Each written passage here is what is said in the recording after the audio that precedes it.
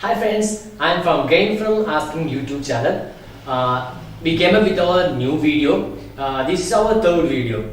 Mainly, this video will focus onto the third year Bcom students, those who are studying taxation in that KVAT. So when you are studying KVAT, what I am going to say that 10 steps or less than 10 steps. By this you can study all the KVAT.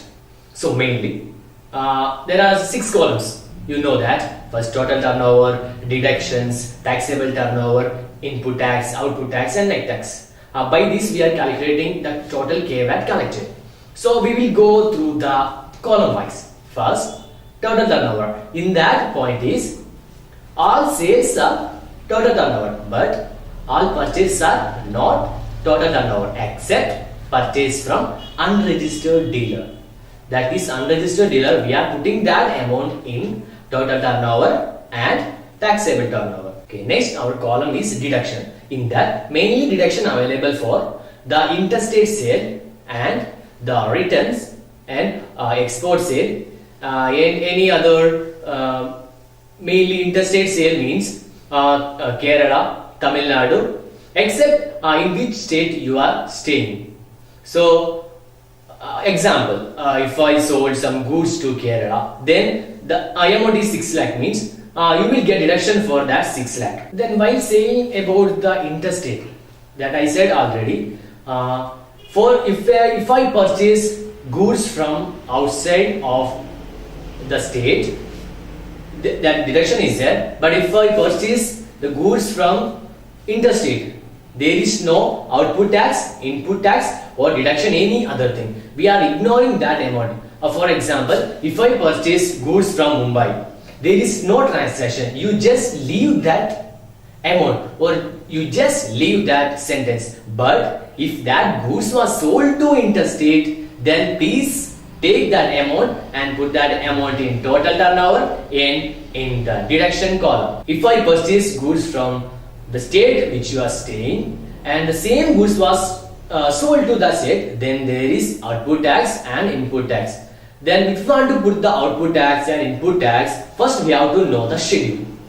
There are 5 schedules. The first schedule, there is a deduction in that schedule, in the second schedule, third schedule, fourth schedule. Mainly the second schedule, that is available 1% and third schedule 5.5% from the assessment year 2016-17, and in the third schedule there is one declared goods. For that they will mention that is declared goods, then we have to give the deduction, not we have to give the tax 5%, not the 5.5% and the 14%, that is general sales tax or unscheduled goods. If they for example they mention that goods are unscheduled, then the percentage is 14.5%. Or if they mentioned as general sales tax, then that is 14.5%.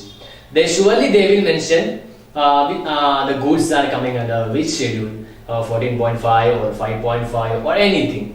So first, before we are doing the problem, first we have to go to all the problems, because if there is any returns, for example, if I purchase goods from some Mangalore or any other place where you are staying, then that goods was returned within 6 months.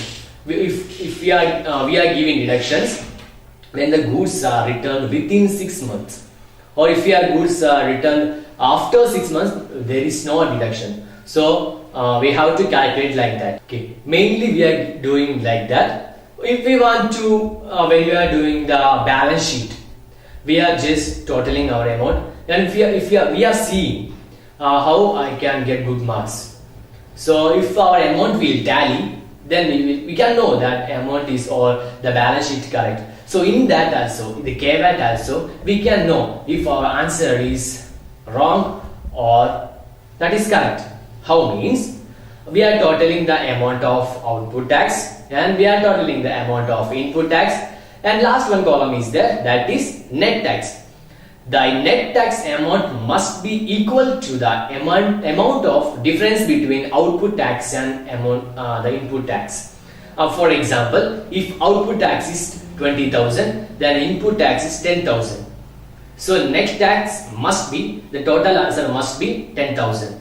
If there is only input tax, then we are putting the amount as minus, because if there is only output tax, then we can put that amount as plus amount. If there is only input, then we can put that amount as minus, because only input tax, only purchase tax, that is less amount in the net tax. So next point is in export sale, that we are not taking the export sale. Please ignore that sentence and do not worry about that sentence. So I think you got every steps. The first step is total turnover. That means all sales are not all sales are total turnover, but all purchases are not total turnover except the purchase from URD, and the taxable turnover and the net tax and the output tax, input tax. How we can know the total means, how we can know the correct answer means, the difference between the output tax and input tax, that must be equal to the amount total of net tax. So I think you got every information about KVAT. Mainly we are calculating the KVAT.